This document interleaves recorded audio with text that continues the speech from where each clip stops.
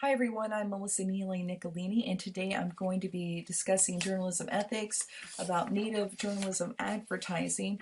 As journalistic outlets seek out revenue streams in the changing landscape of digital media, the practice of native advertising has been increasing. So what is it? First, it's usually some type of journalistic article that's linked to an advertisement. Here's an example of a BuzzFeed article, which is well known for using native ads. And here you can see that this is an ad, a native article by Best Buy that's supported by Best Buy. So if you were to look at this article, if you were to click on it, you would see that it's actually like a top 10 list of pictures and GIF files with an offer. At the end of it, you can see that this has a pitch for Samsung Galaxy S7. So let's look at some of the issues surrounding native ads. This is former senior advisor to the chairman of the Federal Communications Commission, Steve Waldman, and he speaks often about his concern about the more frequent use of native journalism advertising. And he's noted that because there's a lot of small startups in the digital news, that there's a lot of pressure to find revenue. And so this is fueling this. And he's also concerned that these organizations are also blending articles in with regular journalism. So, and they're actually putting these articles in their search engine optimization and their archiving. So when you go to search for articles, it's also pulling up these advertisements.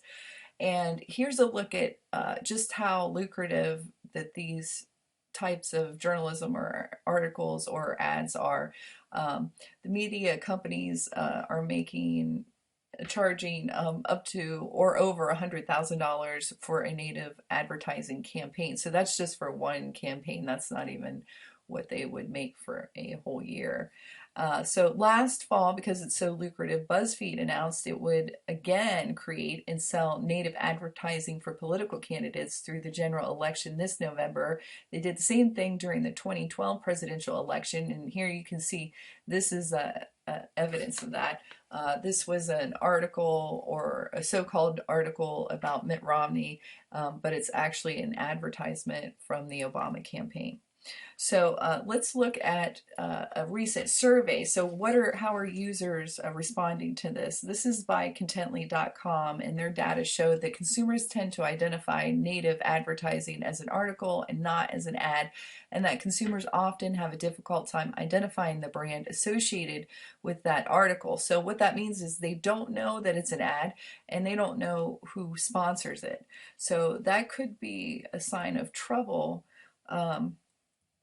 And so looking at the legality of it and where this falls in line with the legal issues, the Federal Trade Commission is the one that handles advertising, and they have rules which regulate deceptive advertising. And their rule is if it's likely to mislead consumers who are acting reasonably under the circumstances, and if it would be material to their decision to buy or use the product, which that's borderline. However, if you go to the next thing, it says they must disclose that that article is an advertisement. So we clearly saw in the examples that I showed that they are disclosing that it is an ad.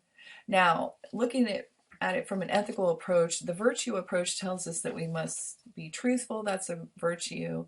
And the utilitarian approach tells us that we need to do what's for the common good. Through the virtue approach, if you are disclosing that it's an ad, I think that's being truthful, therefore that would be ethical.